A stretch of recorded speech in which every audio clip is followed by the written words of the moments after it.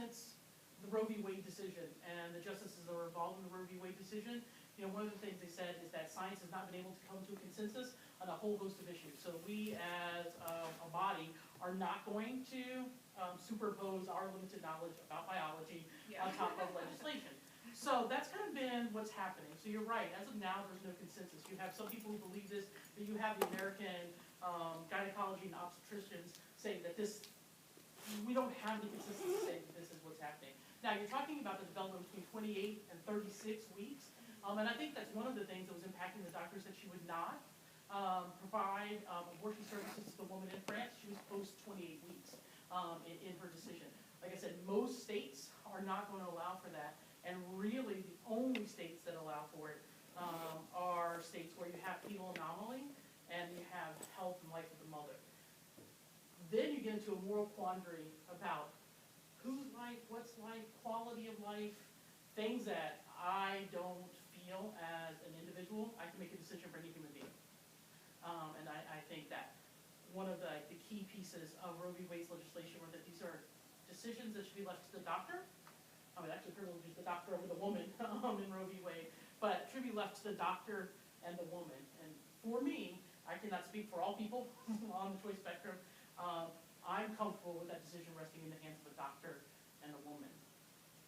So that's just me. Again, I think with this issue, especially when you get to late-term abortions, you get a whole host of people feeling all kinds of ways. And one of the things I liked about this movie is I don't think it changes you. I don't think you like walk into it and like, I'm totally opposed to it, or I'm totally in favor of it, and come out of it the other way around. Yeah. But I do think it leaves us with things to ask, which is what you're doing right now. And I want to open up the floor if anyone else has anything to add. I just want to make sure that anyone else is very sure. You see, like, the attacks, whenever Dr. Tiller's killed and they burn down his barn and things like that. Where do you think the motivation behind these kind of anti-choice, anti-abortion extremists is coming from? Like, what motivates them? Like, what causes someone to go so insane to kill someone in church? Yeah, I mean, that's a great question. I think that's, I don't know, because I'm not that person. I think a lot of it is probably drawn from fear. And a lot of their extreme religious beliefs. Like, people do a lot of things for a lot of, reasons that I have no idea about, so I can't really think. I'm always scared of anybody, and this doesn't matter if it's something I agree with or something that I disagree with, who acts in a sense of absolute moral certainty about very complex decisions. And so I think the people that are doing that represent a very small number of the people who are opposed to abortion. I think that there are people that have questions and quandaries and worries about it. They can have discussions about it that are not going to end in anybody being smacked, hurt, shot, burned, anything along those lines. So I do think that this represents a small fraction of those individuals. And while maybe we don't agree with all the tactics, I don't think that is kind of the mainstream kind of reaction. But even those that want to limit abortions to, say, before 20 weeks, I mean, would you say that that's a fairly extreme position? I mean, there's a lot of people that have those kind of views too. I would say a political extreme, not necessarily an extremist human being. Yeah. Would kind of be my fine line, but between those two. And a lot of those laws are being shot down.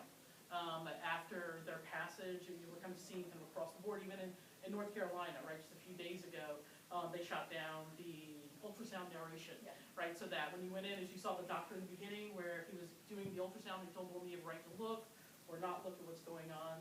North Carolina legislation wanted the doctor to narrate everything that was going on to you and kind of fully animate the decision, and it was a pretty striking, like, no, you can't do that, please don't ever bring this to us again, kind of decision. So those 20-week things tend to be popular and then kind of shut down a little bit. And I think a lot of that grew out of the pro-life movement, that small fraction that was so violent wasn't doing anybody any good. I would think, and I'm speaking for everybody in this room, and that's way inappropriate, but most of us don't want people killed. We don't want to kill abortion doctors. Even if you're opposed to them, you would like to legislate them out of the ability to do what they're doing.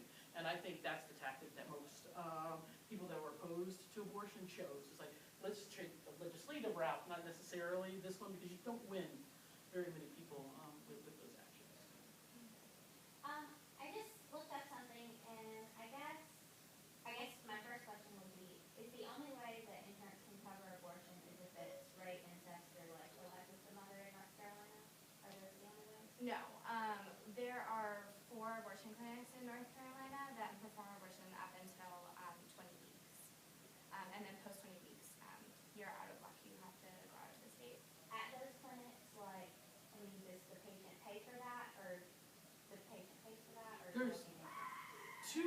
2, 3, so you get into very complicated.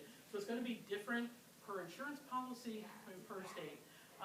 So in 76, there was a decision, why is it leaving my head right now, that basically said that no government money could be used to provide coverage for abortion services. So people that run Medicaid, Medicare, if they needed access to abortion, no government money could be spent on that. States started adopting that as their state policy so that you couldn't use any kind of public funds. Well, then that started to extend, well, if public funds are used in a public hospital, can public hospitals perform abortion services? And that shut down a lot of clinics. That's why places like Mississippi, Arkansas, Louisiana, it's almost impossible. I mean, Mississippi has one functioning abortion clinic left in it. You're gonna look largely at insurance policies, where the insurance policies are coming from, private insurance versus state insurance, those types of things. Mostly, what I found, I volunteer at the Planned Parenthood clinic on Wednesdays here, is that women have to pay for most of the abortions that are performed. Some states have set up abortion funds, and there are national abortion funds. Texas has an abortion fund, California has one, where people can donate. And if you can't afford the abortion, they can attempt to access those funds.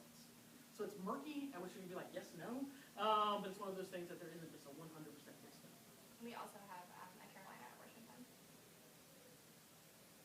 So we kind of talked about it a little bit, alluded to it. Dr. Hearn talked about when he was in the Peace Corps, he saw there was one ward set up for recovering, mothers, and 2 wards set up for those who had botched, abortion, because there was no legal abortions there.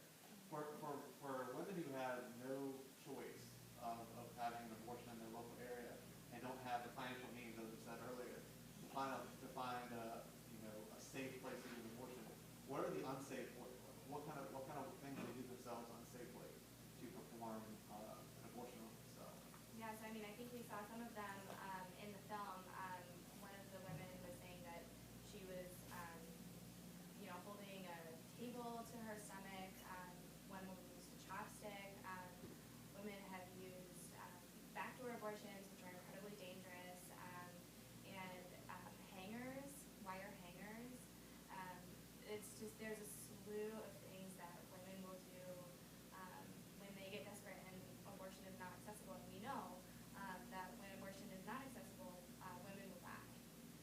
So that's why it is so important that we really work hard to keep abortion accessible. I think it usually falls in 3 categories, either trying to ingest something that is gonna start birth prematurely, Yeah, or like you mentioned too, like pushing stuff into the uterus will cause severe contractions and cause the fetus to expel, or then, like you said, chopsticks, anything you can use to puncture the cervix, to open the cervix, and cause the contents of the uterus to expel. So it usually falls into one of those 3 categories, depending on who's telling them what they have access to. Yeah, It usually falls to those 3 categories. Yeah, I've heard of women using bleach, like drinking bleach. So it's pretty horrific. Yeah. It really seems to me that some of the women who are discriminating against babies that were impaired mentally or handicapped or something. I mean is it really a good decision of the quality of life? And that's kind of iffy. I mean, children. I mean, I don't know. What's your thoughts? No, I mean it's always a really tough decision, and ultimately I'm under the belief that the woman has the best decision. Like she's the one that has all the knowledge that's best for her body, and I'm not really in a place where I can judge about that. I think with you, it's hard, and I don't think that, with Leslie, I don't think that I should tell that woman, you should have an abortion. I also don't think I could tell that woman you should not, particularly when you're dealing with some profound fetal anomalies. But I know that there are advocates for people with Down syndrome and different things that are worried about the genetic implications of these kinds of things. As far as I've seen, like they say, abortions that take place because of fetal anomalies make up about 1% or less of the abortions that take place in the United States. Abortions that 97% of the abortions don't necessarily fall into these categories.